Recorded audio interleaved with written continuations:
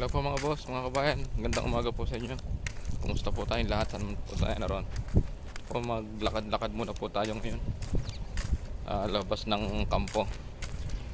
Papunta po akong Bacala ngayon para bumili ng maluto.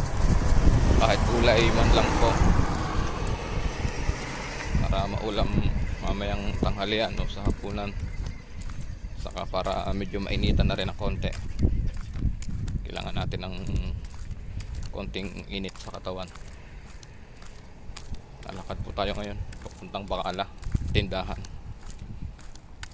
Medyo maganda po yung init ng araw ngayon. Hindi po gano'ng masakit sa balat. Saka malamig na rin po ang panahon. Kaya dapat mainitan ng katawan.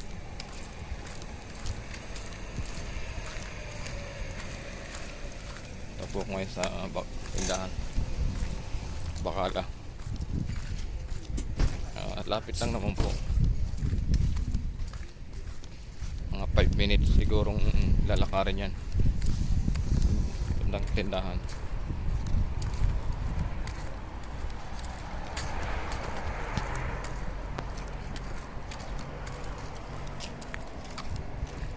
Tignan po tayo ng kahit gulay.